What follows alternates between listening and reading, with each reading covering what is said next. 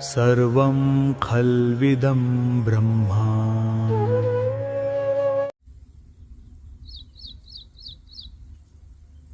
गुरुदेव, परमात्मा को प्राप्त करने का सही तरीका क्या है वो बताइए।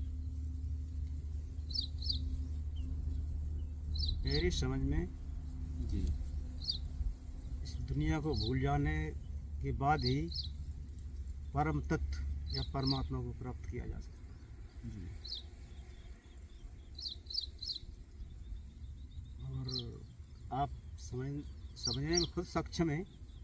हमारी तो सोच छोटी है। मैंने तो आपको बता दिया कि इस दुनिया में उलझे रहोगे तो फिर परम तत्व को प्राप्त करना मेरी समझ में बहुत कठिन काम है। अब आप अपना अनुभव शेयर करें, बताएं कैसे प्राप्त किया जा सकता है।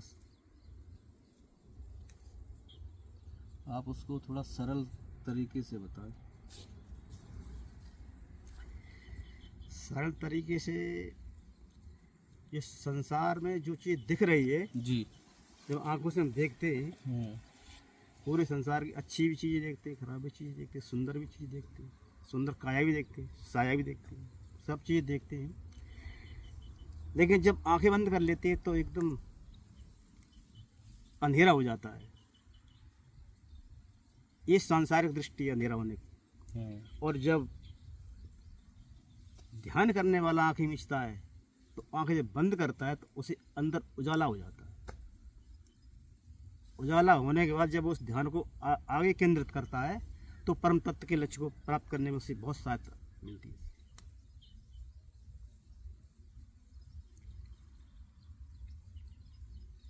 अब बनाओ, बढ़ाओ आगे। आप और बताओ, विस्तार से बताओ। इतना विस्तार से बता दिया, अब क्या जाने। अब इतना ज्ञान जितना तो बता दिया मैंने। वीडियो बना रहे हो उस हिसाब से बताओ। तो वीडियो बना रहे हो तो मैं भी बता रहा हूँ कि इस दुनिया के जो झमेले हैं, जी। झमेलों से बचने का एक ही साधन है। खुद को अकेला कितनी देर तक रख सकते हो आप। जी। जब तक दुनिया में रहोगे, दुनिया के बारे में सोचोगे, तब तक अपने बारे में सोच नहीं पाओगे। अपने बारे में सोचना शुरू करो। बिल्कुल। अपने बारे में देखना शुरू करो और अपने अपने अंदर से ये सोचो कि हम इस दुनिया को क्या देकर जाएंगे। लेकर नहीं, खाली आप तो आए थे, लेके क्या जाएंगे। खाली दुनिया को देखे क्या जाएंगे।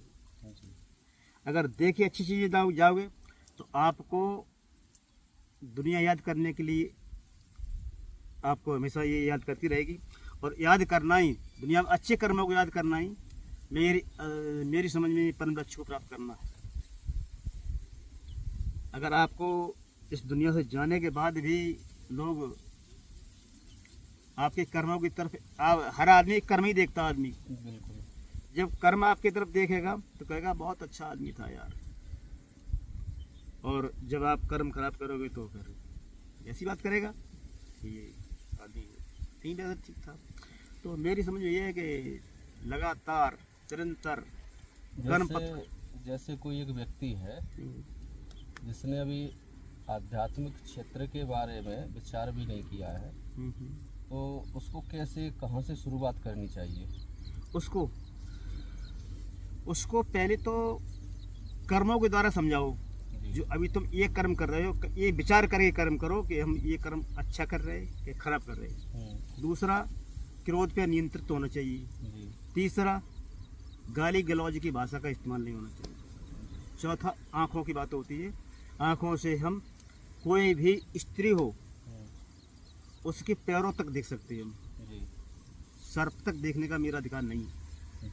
जिसका अधिकार है वो सर तक देखेगा, हमें तो अधिकार पैरों तक का है। तो यहीं से उसकी रास्ता उसका नीचे तक चला जाएगा।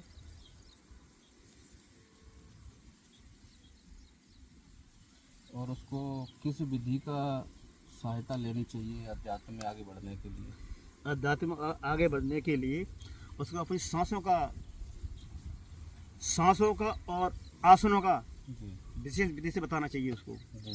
जब सांसों को हम आसन पर बैठ करके सांसों लंबा खींचेंगे और लंबी देर तक अंदर रखेंगे, जैसे गीता में ही बताया गया है, रेचक कुंभक और क्या बताया है, रेचक, कुंभक, पूरक। पूरक, ये 3 चीज़ें होती हैं। उसी हिसाब का सिस्टम होता है। जैसे हमने जितनी देर खींचा है उसको कितनी देर अंदर रखा है और कितनी देर में बाहर निकालना है, ये सब करने के बाद आपका मेडिटेशन शुरू हो जाएगा। अब जैसे कुछ लोग बताते हैं कि मंत्र का जाप करिए। नहीं, मंत्रों का जाप, मंत्रों को सांस में होता है। सांस से बड़ा कोई मंत्र ही नहीं है। सारे मंत्र तुम्हारे एक ही चीज़ में कट जाएंगे। जी। सांस का सिमरन करते रहो, बात बात पर सिमरन करो सांस का। सांस का सिमरन करने के बाद तुम्हारे पर कोई भी मंत्र काम नहीं करेगा। सारे मंत्रों का जाप सांस से ही होता है।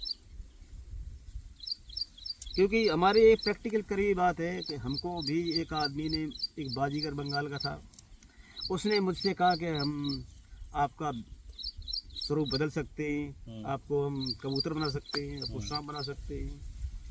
तो हमने उससे कहा था कि नहीं यार, ऐसा संभव नहीं है, तुम नहीं कर पाओगे ऐसा। उन्होंने कि महाराज हम करके दिखा दें। तो मैंने कि नहीं कर पाओगे भाई, ऐसा हर किसी पे नहीं चलता जादू।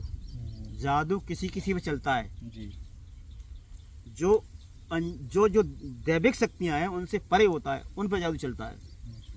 और जो दैविक शक्तियों के बारे में थोड़ी बहुत भी उस पर कृपा है देव शक्तियों की, तो उस पर कोई भी ये छोटे मोटे जादू काम नहीं करती।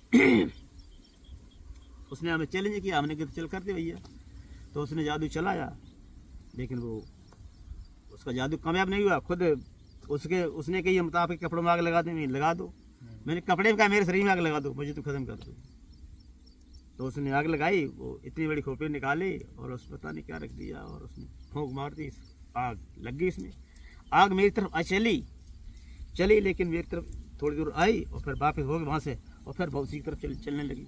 जो जादूगर था उसी की तरफ चलने लगी। तो फिर वो उसने मेरे हाथ जोड़े, पैर छुए। अभी हालांकि मैं ये बात बता रहा हूँ, ये बात हम बता रहे हैं, लेकिन देखी तो किसी ने नहीं है। इसलिए इन बातों पर विश्वास नहीं करना चाहिए। विश्वास करो उस पर कि तुम खुद इसका प्रैक्टिकल करो, खुद देखो इसमें तमाशा है, वास्तव में सच्चाई है कि नहीं है। अगर सच्चाई ना हो तो मुझे खड़े होकर गोली मार देना। केवल सांसों का स्मरण करो, परम तत्व प्राप्त हो जाओगे, ये मुझे पूरा विश्वास। अच्छा, एक प्रश्न बहुत वायरल है कि परमात्मा है या नहीं है, और है तो हम उसे कैसे जानेंगे? परमात्मा इतना सूक्ष्म है जी। जिसे पहचानना बड़ा कठिन है। जो पवन होता है ना, हवा होती है, जी। हवा से भी ज़्यादा सूक्ष्म है जी। और उसी में विराजमान है। तो हवा से ज़्यादा सूक्ष्म है तो अंदर ही तो होगा, और वही सूक्ष्म रूप निकल जाता है, तभी तो हवा पूरा शरीर शांत हो जाता है। भाई है क्या अंदर, क्या है? प्राण वायु। जी। एक बात बताई गई है कि प्राण पानी तो नहीं बोला उसने, न तो प्राण अन्न बोला, न प्राण सब्जी बोली, प्राण वायु बोला है। तो प्राण वायु का मतलब है कोई हवा ऐसी शरीर में है जो सारे शरीर को संचालित करती है। उसी को जीव समझ लो, चाहे आत्मा समझ लो, और चाहे परमात्मा। क्योंकि जीव जब वो निकल जाता है तो आत्मा परमात्मा को पता ही नहीं चलता कहाँ चले जाता है।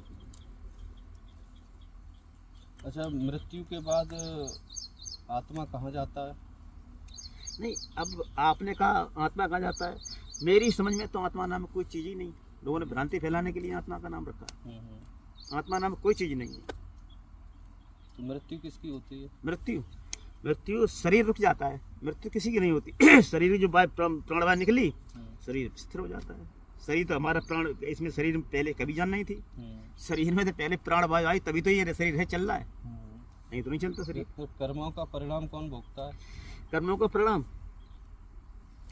भाई कर्मों का परिणाम कौन भोगता है, ये तो बात बहुत बड़ी बात पूछ ली आपने महाराज कि कर्मों का परिणाम कौन भोगता है। कर्मों का परिणाम शरीर में जब तक प्राण वायु रहती तब तक शरीर ही भोगता है, आत्मा पे कोई असर नहीं पड़ता। क्योंकि अगर हमने आज किसी की गोली मार दी, 302 केस लग गया, तो शरीर ही जेल में जाएगा, आत्मा क्या संबंध उससे।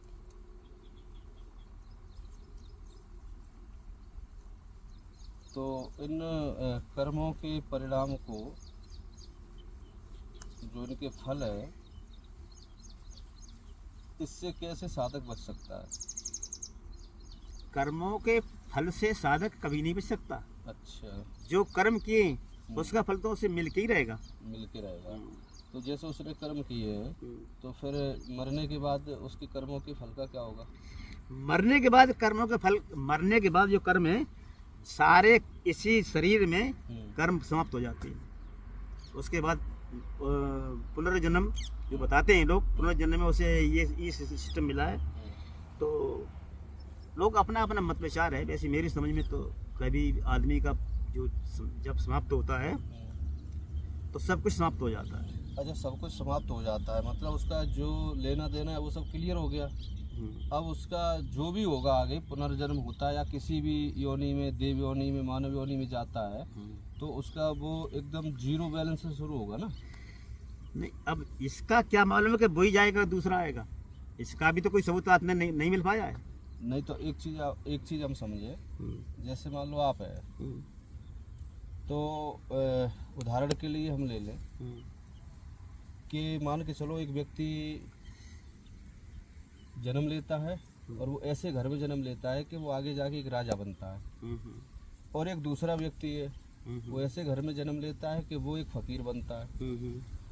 तो वो राजा बना जो, उसने पहले कोई कर्म किए थे इसलिए राजा बना है, और ये जो फकीर बना है इसने कोई कर्म किया था जिसके परिणाम स्वरूप ये फकीर बना है।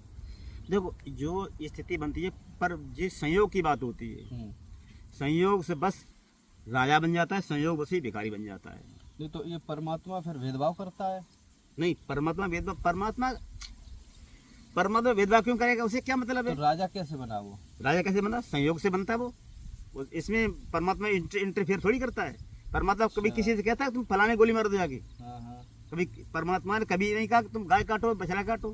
ठीक है, तो मतलब वो राजा, एक व्यक्ति राजा बनता है, एक व्यक्ति भिखारी बनता है, वो उसका कारण क्या है? वो राजा कैसे बना, भिखारी कैसे बना? अनायास तो नहीं बन सकता? नहीं, अनायास नहीं बन सकता है। देखो, अब यहाँ पर वही बात आ जाती है कर्म क्षेत्र में। कर्म क्षेत्र में जो आदमी काम करता है, जैसे कोई अच्छा किसान है अपनी अच्छी फसल ले लेता है, कोई आलसी किसान है वो उसे मुट्ठी भर चावल नहीं मिलते। नहीं तो वो भाई अभी वहाँ उसने कर्म किया ही नहीं, तो किस कर्म का परिणाम है वो राजा बनना? अभी कर्म क्यों? जब जो जन्म लिया था ना, कर्म तो तभी शुरू हो जाता है।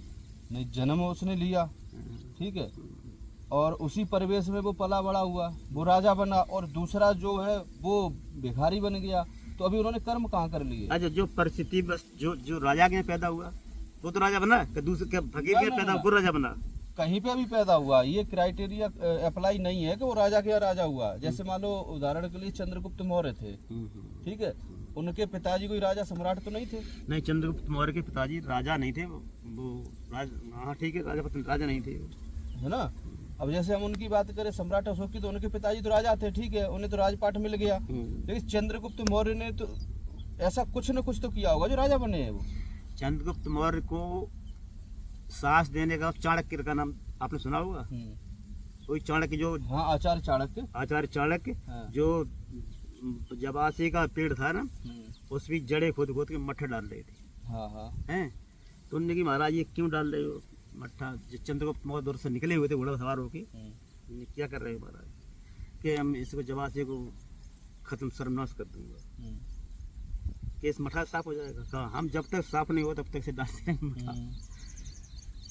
तो उन्होंने महाराज तब इतनी आपकी लगन है? हाँ, इतनी लगन है। तो उन्होंने की, तो फिर वो थे उस समय जो मगध का राजा था, क्या नाम उसका? नंदवंश था, धनानंद था, तो उसका ही वो सेनापति था वो। हमने की सेनापति, तो ऐसा करो, तुम भी खुश नहीं हो राजा से और हम भी खुश नहीं हैं, और बात तो अपमानित ही कर दिया था आचार्य चाणक्य को, धनानंद। ये तो आपने पढ़ा होगा। तो वो अपना बदला लेना चाहते थे, और ब्राह्मण बुद्धि से उन्होंने समझा दिया कि तुम ऐसे करो, अपनी सेना अलग बनाओ, चढ़ाई करो। तो सेना अलग बना के विद्रोह फैला दिया उसने। देखो, हम लोग जो है अभी लकीर से थोड़े भटक रहे हैं। मतलब ये है कि जैसे कोई एक व्यक्ति है, उसने जन्म लिया और वो राजा बनता है, ठीक है, और एक फकीर बनता है, तो उसको ये फकीर और राजा बनने का कारण क्या है?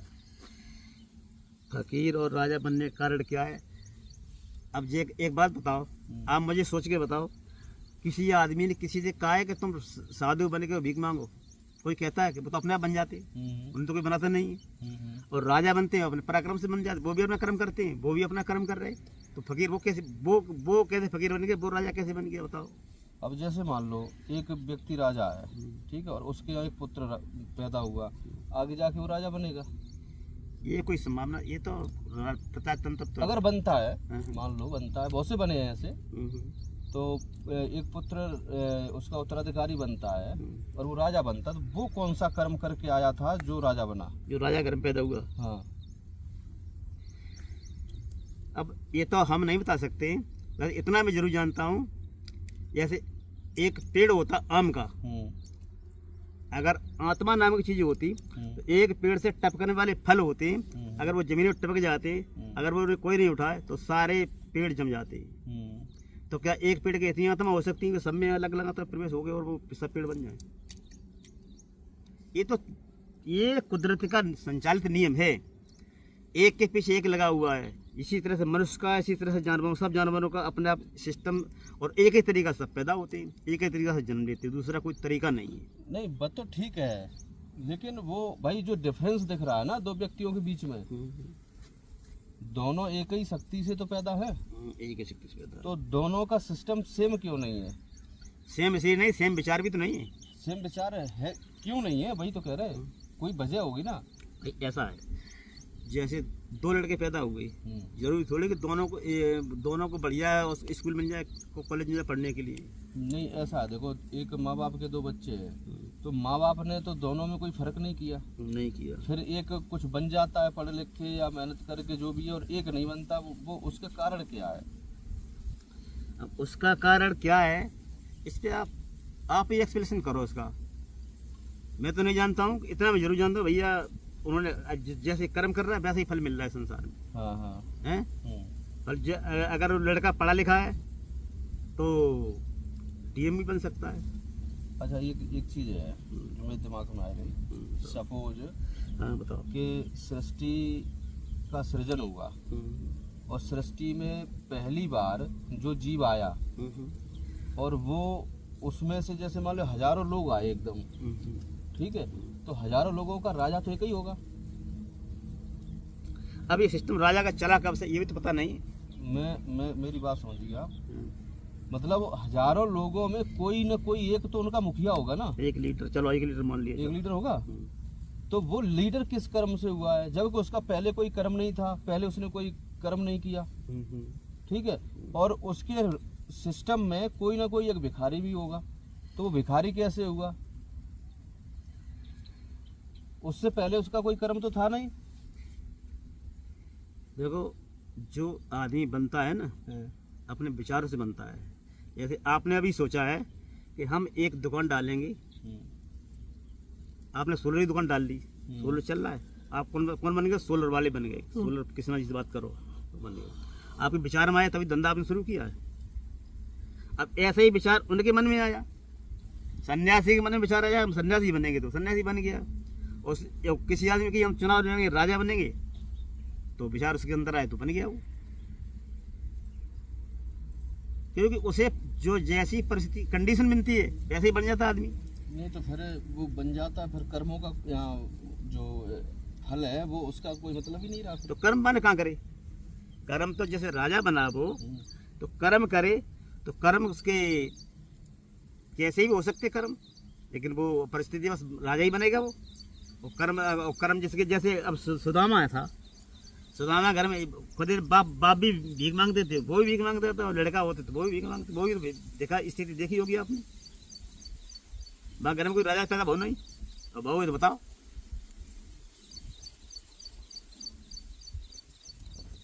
अच्छा एक बार बताओ, श्री कृष्ण ने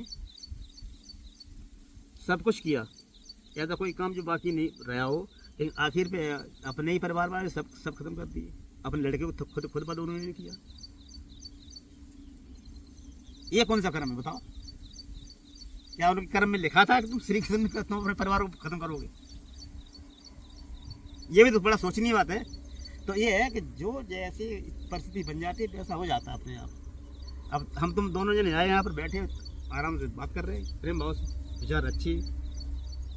और भाई विचार बदले हुए हैं तो बदमाश होते तो शराब पीते एक दूसरे को गोली मार देते। एक विचार ही तो है और मेरे सामने मारी गोली, हमने देखा है।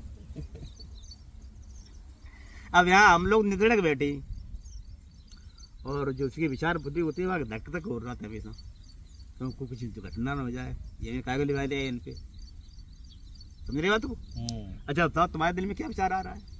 ये तुम्हारे कोई जरा भी संशय है कि नहीं? जरा इस 100 में से 1% संशय है संशय? और ना हमारे अंदर संशय है। तुम चाकू लिवा जा हमें, या हम तुम्हारे संग चाकू चले जाए, तुम मेरे संग चले जाओ। जब संशय नहीं तो ये तो विचार अच्छे होते। अब तुम बैठो, अपने कहो तुम सुनाओ। बनेगा सर्वं खल्विदं ब्रह्मा